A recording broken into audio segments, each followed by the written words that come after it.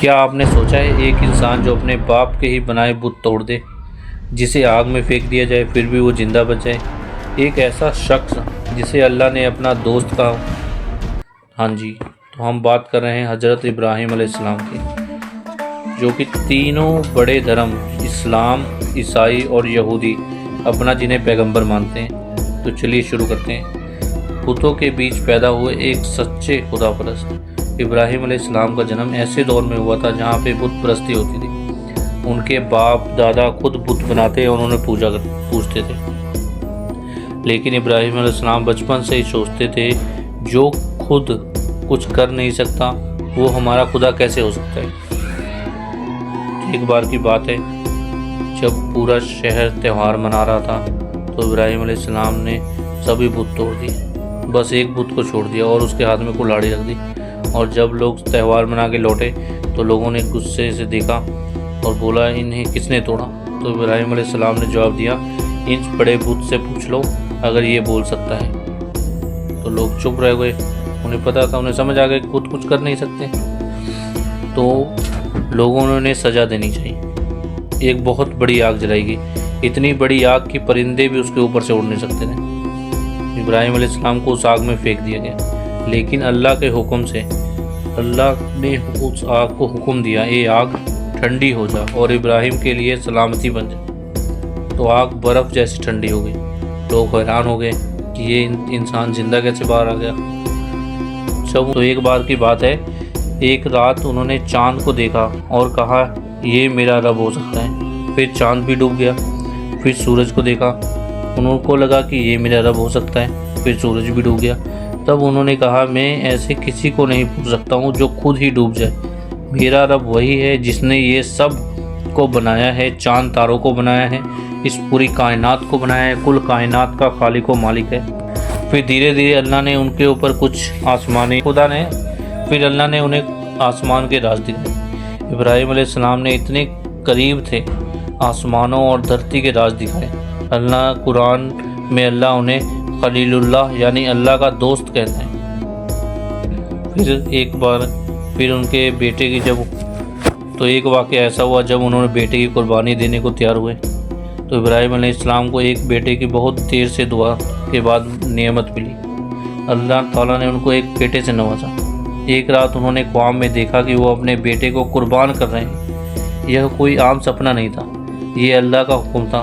انہوں نے بیٹے سے کہا بیٹا میرے خواب میں دیکھا ہے کہ میں تمہیں اللہ کے لیے قربان کر رہا ہوں۔ تو اسماعیل علیہ السلام بولے ابا اگر یہ اللہ کا حکم ہے تو کیجئے، انشاءاللہ میں صبر کروں گا۔ باپ تو باپ تھا۔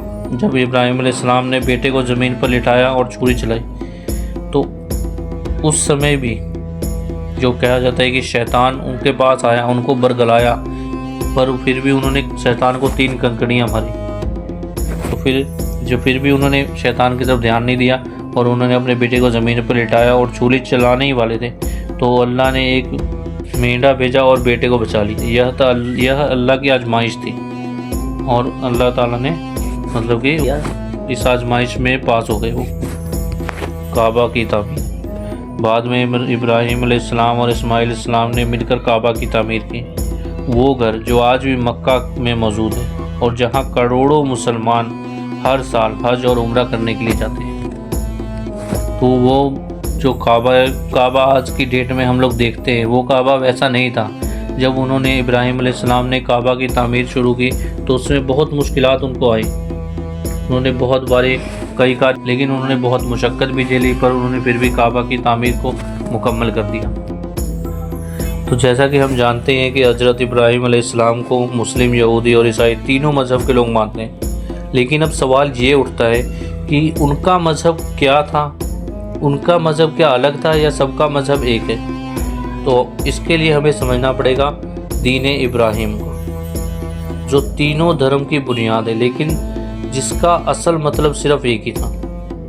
قرآن میں حضرت ابراہیم علیہ السلام میں آتا ہے کہ ابراہیم نہ یہودی تھے نہ عیسائی، بلکہ وہ اللہ کے فرما بردار، ایک طرف رجوع کرنے والے مسلمان تھے، یعنی ان کا دین کسی قوم یا نام سے نہیں، صرف اللہ کی عبادت اور تسلیم کا دین تھا۔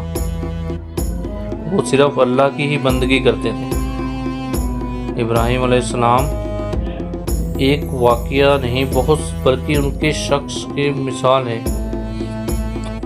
تو ابراہیم علیہ السلام کی کہانی صرف ایک واقعہ نہیں ہے بلکہ ہر ایک اس شخص کے لیے مثال ہے جو سچائی کے لیے کھڑا ہونا چاہتا ہے۔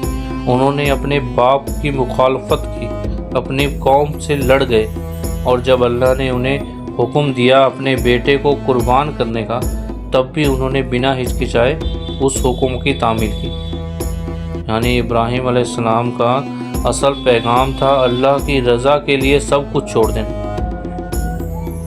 تو اگر آج ہم دیکھیں، جیوس انہیں پہلا نبی مانتے ہیں، کرسچین انہیں فیتھ کا سمبل، اور مسلم انہیں دین حنیفہ کا پیغمبر مانتے ہیں، لیکن تینوں کے درمیان فرق وقت کے ساتھ آیا۔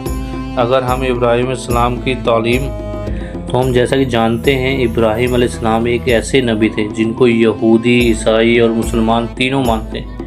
پھر سوال اٹھتا ہے کہ جب شروعات ہی ایک تھی تو عیسائی اور مسلمان آپس میں الگ کب ہوئے اور کیوں؟ آئیے بتاتے ہیں اس بات کو۔ یہ ایک تاریخی سفر کی پرتیں کھولتے ہیں۔ ابراہیم علیہ السلام کے بعد دو اہم نسلیں چلیں، ایک ان کے بیٹے اسحاق علیہ السلام سے جس نے بنی اسرائیل، اور پھر حضرت عیسیٰ علیہ السلام آئے، اور دوسری نسل اسماعیل علیہ السلام سے چلی جن سے آخر میں حضرت محمد صلی اللہ علیہ وسلم آئے نسل سے۔ شروع میں دونوں ہی نسلیں توحید یعنی ایک اللہ پر ایمان رکھتی تھیں۔ عیسیٰ علیہ السلام اللہ کے ایک